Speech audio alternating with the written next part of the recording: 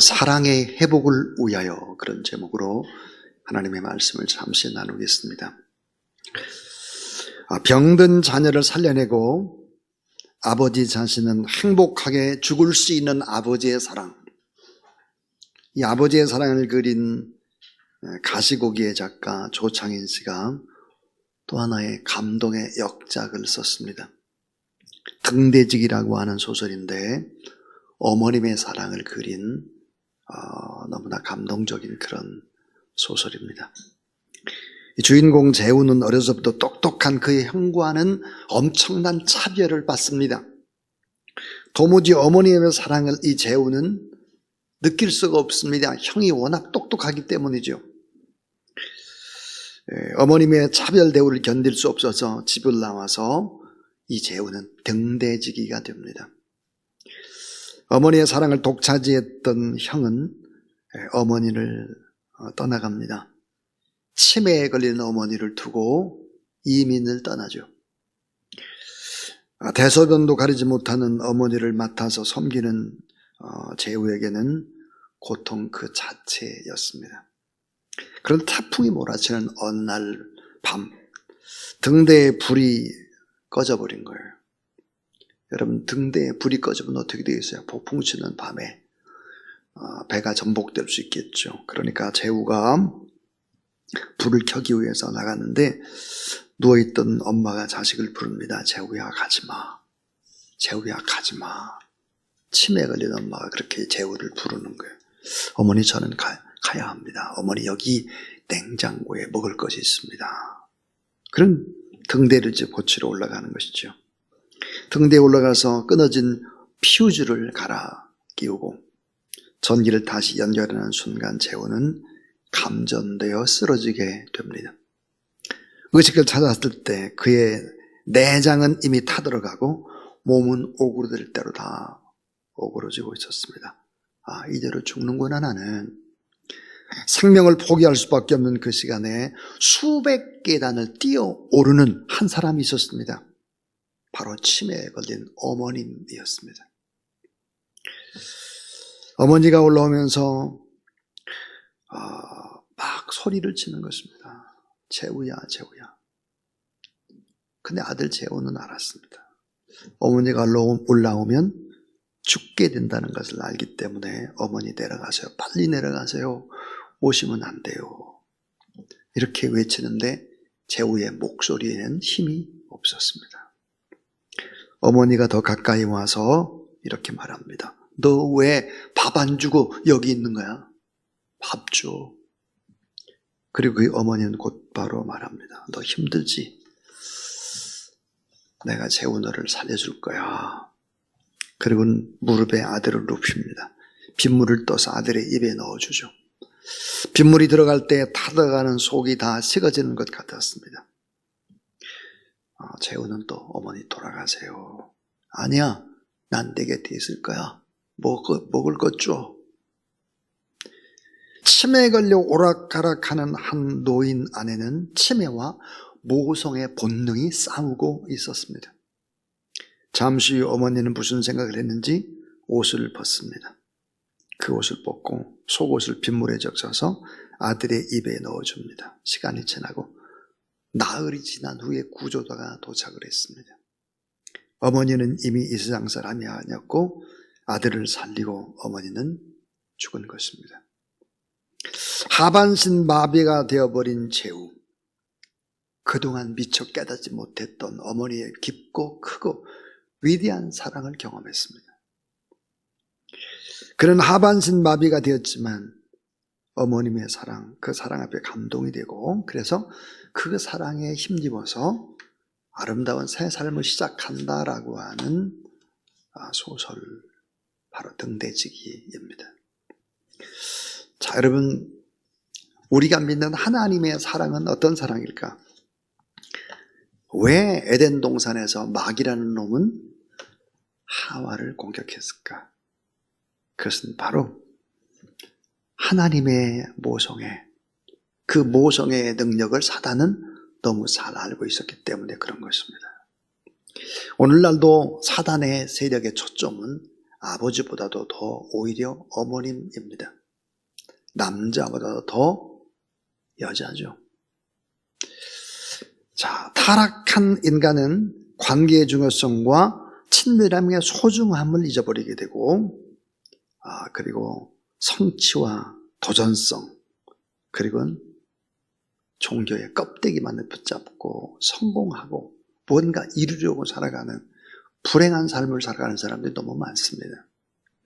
자, 사랑의 위대함이 회복되고, 거룩함과 진실함과 순전함이 회복되고, 책임감과 섬김의 기쁨이 회복되고, 공의로움이 회복돼야 되겠다 하는 것입니다. 자, 오늘 말씀을 보면, 오늘 이 말씀은 참 읽으면 읽을수록 가슴이 뛰고 기쁘고 감사한 그런 하나님의 말씀이죠. 어머님의 마음, 모성애입니다.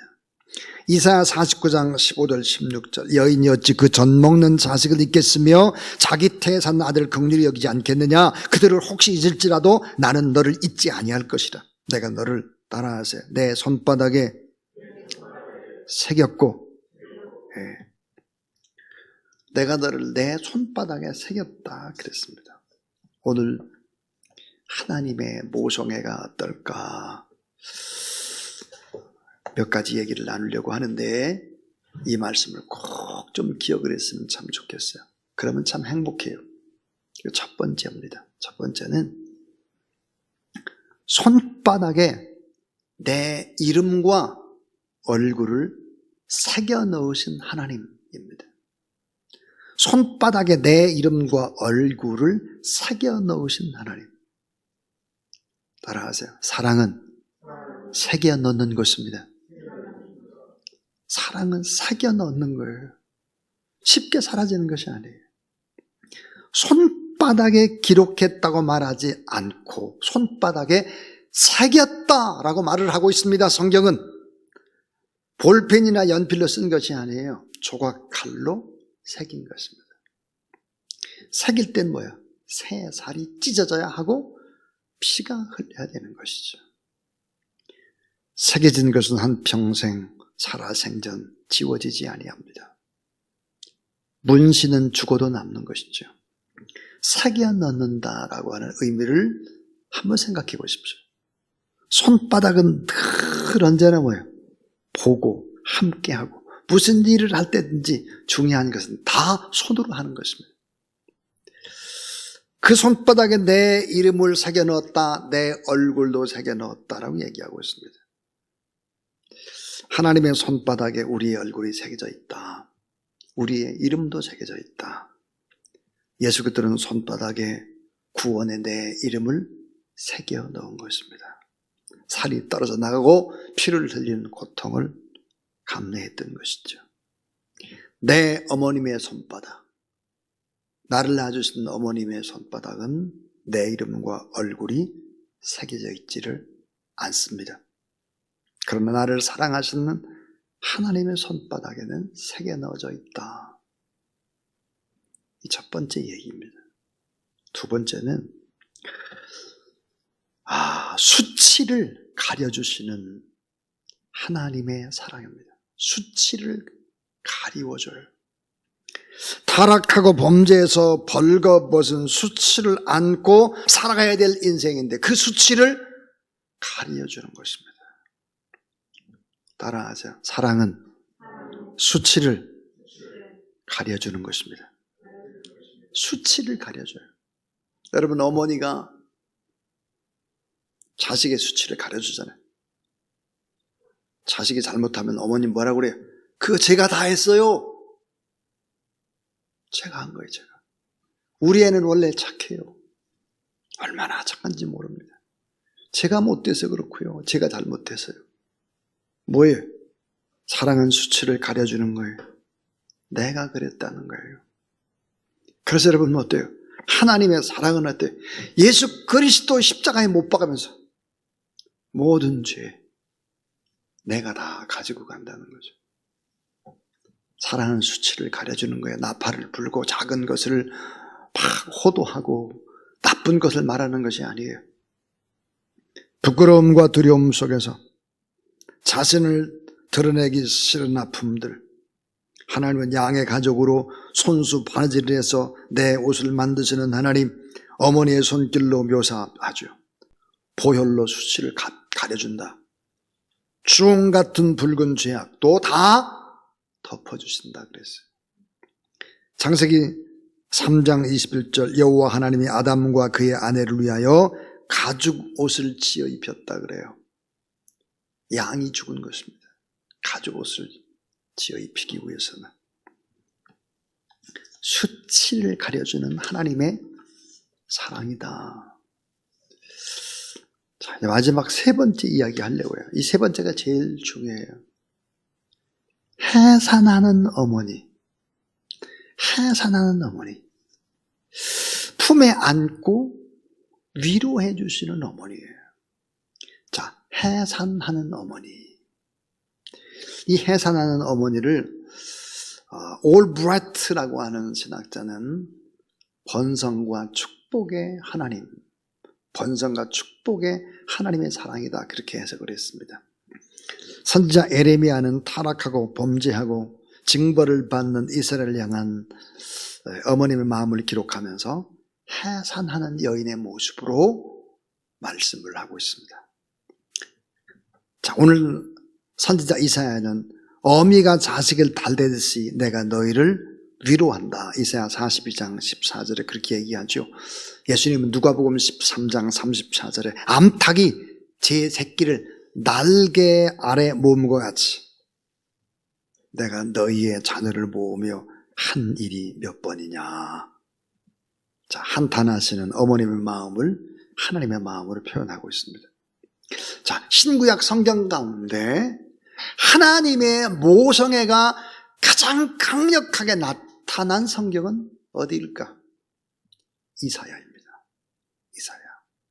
근데 이사야 40장에서부터 55장, 소위 제2 이사야라고 하는 본문인데요. 이사야 40장에서부터 55장. 고난 중에 나타난 사랑, 안타까워하시는 회복의 노래입니다. 그 이유는 바벨론 포로가 되어 끌려가면서 하나님의 백성들은 하나님의 사랑과 돌보심에 대한 깊은 회의를 느낍니다. 하나님 정말 살아계신 거 맞아? 우리를 사랑하는 거 맞아? 그렇게 회의를 느끼죠. 바로 이때 선지자 이사야는 하나님의 모성애를 들어서 하나님의 사랑을 설명하고 있습니다. 어떤 하나님의 사랑일까요? 매질을 하고 자녀를 매질을 하고 돌아서서 울고 계신 어머니. 하나님의 마음이 그렇다는 거예요. 더 아파하시는 하나님, 더 안타까워하시면서 노심초사하시는 하나님 아버지의 사랑. 모성적 사랑이죠. 그래서 구약학자인 올브라이트는 전능하신 하나님으로 번역된 엘 샤다이는 어머님의 두 젖가슴을 의미한다 그랬습니다. 자, 어머니의 두 젖가슴은 무엇을 의미할까? 번성과 풍성이다. 생육하면서 풍성하게 하는 이 번성의 축복을 얘기하고 있다. 이게 어머님의 마음이다 그랬어요. 하나님을 전능하신 하나님 엘샤다이로 부르기 시작한 창세기 17장 아브라함은 그의 이름이 아브라함으로 바꿔집니다. 결국은 뭐예요? 열국의 아버지가 되는 축복의 사람으로 바꿔지는 것이죠. 따라하세요. 번성과 축복. 엘샤다이는 두 개의 젖가슴을 가진 전능하신 하나님. 귀하고 귀한 어머니 같은 하나님. 놀라운 축복으로, 놀라운 번성으로 우리를 잘 이끄시는 그런 하나님이시다 그랬어요. 하나님의 모성애. 여러분, 엄마, 아빠, 특별히 엄마로부터 사랑을 받지 못한 사람은 불행합니다. 그런데 여러분, 이 인간의 모성애를 잘 느끼지 못했다 할지라도 하나님의 모성애를 경험하게 되면 다시 회복이 된다는 사실을 믿으시길 바랍니다. 자, 하나님의 모성애로 채워야 돼요. 누구든지 그 하나님의 모성애로 가슴을 채워야 돼. 그러면 행복해요. 인생은 얼마나 아름다운지 몰라요. 인생은 참 아름답습니다. 참 힘든 것 같아도 돌아보면 어찌 그리 아름다운지 모르겠어요. 또 주변에 그렇게 참 좋은 사람이 왜 그렇게 많은지 모르겠어요. 하나님의 사랑, 하나님의 모성애로 우리 마음을 채우게 되면 인생은 충만하고 인생은 번성하고 인생은 놀라운 행복으로 가득 찬다. 이 사실을 믿으시기를 바랍니다.